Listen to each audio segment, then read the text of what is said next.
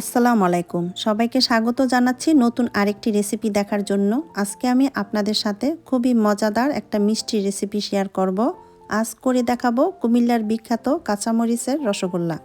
আর এই বিখ্যাত জাল মিষ্টি তৈরি করার জন্য এক্সট্রা কোনো উপকরণের প্রয়োজন নেই। ঘরে থাকা কয়েকটি উপকরণ দিয়ে তৈরি করা যায় এই মজাদার জাল মিষ্টির রেসিপিটা। আশা করছি আজকের এই রেসিপিটা আপনাদের ভালো লাগবে। তো চলুন দেখে নেওয়া যাক কীভাবে তৈরি করতে হয় এই মজাদার জাল মিষ্টি। রসগোল্লা বানানোর আগেই আমি একটি বাটিতে শুকনো উপকরণগুলো নিয়ে নিচ্ছি। 2 টেবিল চামচ ময়দা, 1.5 টেবিল চামচ পরিমাণ চিনি, নিচ্ছি 2 টেবিল চামচ পরিমাণ গুঁড়া দুধ, 1/4 চা চামচ বেকিং পাউডার।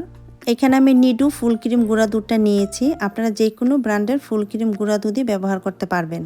শুকনো উপকরণগুলো মিশানো হয়ে গেলে পরে এর মধ্যে দিয়ে দিচ্ছি 2 চা চামচ ঘি। এখানে আপনি তেলও ব্যবহার করতে পারবেন, এতে করে মিষ্টির টেস্টের দিক দিয়ে কোনো পরিবর্তন হবে না। এখন এই সব কিছুকে একসঙ্গে ভালো করে একটু মিশিয়ে নিতে হবে। তো শুকনো উপকরণগুলো আমার মিশানো হয়ে গিয়েছে, এটাকে রেখে দিচ্ছি। আরও লাগবে কাঁচামরিচ। এখানে আমি 5টি কাঁচামরিচ নিয়েছি, আর এগুলোকে আমি পানি ছাড়া শিলপাটাতে বেটে নেব। আপনারা চাইলে ব্লেন্ডারে ব্লেন্ড করেও নিতে পারবেন। শিরা তৈরি করার জন্য একটি হাঁড়িতে আমি দিয়ে নিচ্ছি 3 কাপ পরিমাণ চিনি, দিচ্ছি মেজারমেন্ট কাপে 4 কাপ পানি, আরও দিচ্ছি 3টি এলাচ, সেই সাথে সামান্য পরিমাণের ফুড কালার। এবার একটু নেড়ে চেড়ে চিনিটাকে পানির সাথে মিশিয়ে দিচ্ছি। আর এই শিরাটা কিন্তু খুব বেশি ঘন করা যাবে না, তাহলে কিন্তু মিষ্টির ভিতরে শিরাটা প্রবেশ করতে পারবে না, এতে করে মিষ্টিগুলো ভিতর থেকে শক্ত থেকে যাবে। চুলার আঁচটাকে মিডিয়াম লোতে রেখে এখন আমরা মিষ্টি বানাতে চলে যাব। এখানে আমি 2 কাপ ফ্রেশ ছানা নিয়েছি। আর পারফেক্ট ছানা কিভাবে তৈরি করতে হয় সেটা আমার ছানার গোলাপজাম রেসিপিতে আছে, আমি ডেসক্রিপশন বক্সে লিঙ্কটা দিয়ে দিব, আপনারা প্রয়োজন মনে করলে দেখে নিতে পারবেন। এখন ছানাটাকে এই বলে রেখেই আমি হালকা একটু মেখে নিচ্ছি।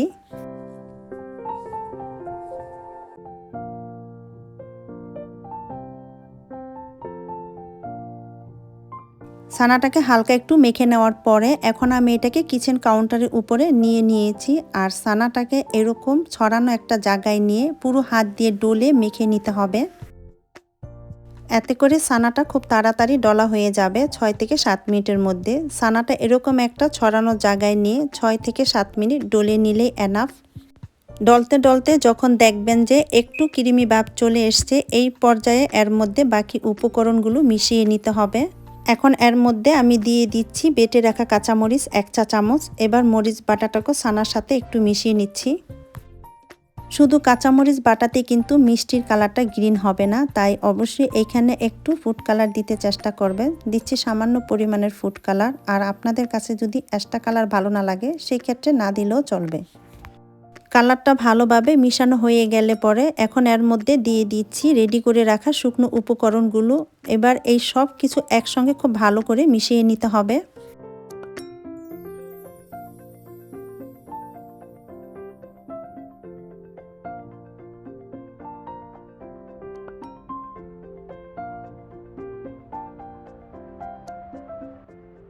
সব কিছু ভালো করে মিশানো হয়ে গেলে এখন আমি এখান থেকে অল্প ডো নিয়ে একটি মিষ্টি বানিয়ে আপনাদেরকে দেখিয়ে দিচ্ছি। তো দেখতেই পাচ্ছেন এরকম স্মুথ করে মিষ্টিটাকে বানিয়ে নিতে হবে, যাতে করে মিষ্টির উপরে কোনো ফাটল না থাকে। আর আপনি যতটুকু বড় বা ছোট করে মিষ্টির বলগুলো বানাতে চান সেরকম করে বানিয়ে নিতে হবে। মিষ্টির বলগুলো আমার বানানো হয়ে গিয়েছে। এখন আমি সাথে সাথে গরম শিরাতে দিয়ে ডেকে দিব। আর চুলার আঁচটাকে আমি একদম হাইতে করে দিয়েছি।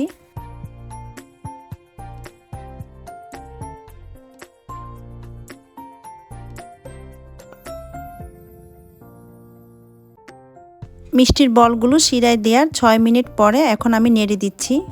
আর সব সময় লক্ষ্য রাখবেন মিষ্টিগুলো শিরায় দেওয়ার 5 থেকে 6 মিনিট পরেই নেড়ে দিতে হবে। আর যদি নেড়ে না দেন তাহলে কিন্তু মিষ্টিগুলো একটার সাথে আরেকটা লেগে থেকে ট্যাপ পরে চ্যাপ্টা হয়ে যাবে।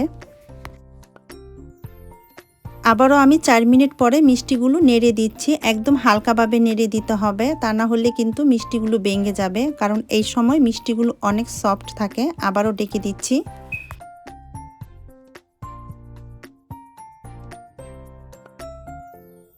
মিষ্টিগুলো শিরায় দেওয়ার 8 থেকে 10 মিনিট পরে এখন আমি এর মধ্যে 1 কাপ পরিমাণ ফুটন্ত গরম পানি দিয়ে দিচ্ছি।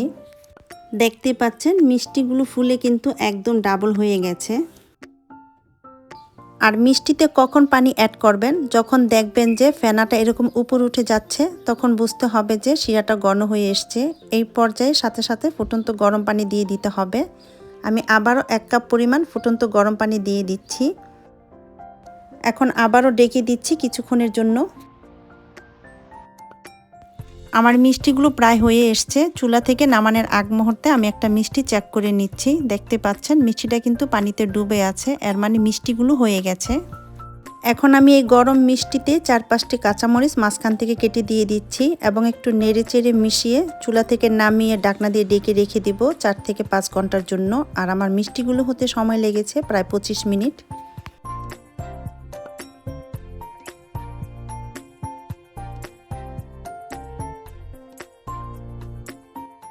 ফিরে এলাম 5 ঘন্টা পর। দেখুন মিষ্টিগুলো শিরা খেয়ে একদম নিচে ডুবে আছে। এখন আমি পরিবেশন করে আপনাদেরকে দেখাচ্ছি মিষ্টিগুলো দেখতে কতটা লোভনীয় এবং সুন্দর হয়েছে। এই তো তৈরি হয়ে গেল আমার সহজ রেসিপিতে খুবই মজাদার কাঁচামরিচের রসগোল্লা। এখন আমি একটা মিষ্টি আপনাদেরকে কেটে দেখাচ্ছি। আর মিষ্টির কাঁটাটা দেখে হয়তো বা বুঝতে পারছেন মিষ্টিটা ঠিক কতটা সফট হয়েছে এবং ভিতরটা একটু লক্ষ্য করে দেখুন একদম দোকানের মিষ্টির মতো রসে ভরপুর হয়ে আছে। তো আশা করছি আপনাদের কাছে আমার আজকের এই রসগোল্লা রেসিপিটা ভালো লেগেছে। সেম রেসিপি ফলো করে আপনারাও তৈরি করে দেখতে পারেন, ইনশাল্লাহ ভালো লাগবে। সবাইকে অনেক ধন্যবাদ। আল্লাহ হাফেজ।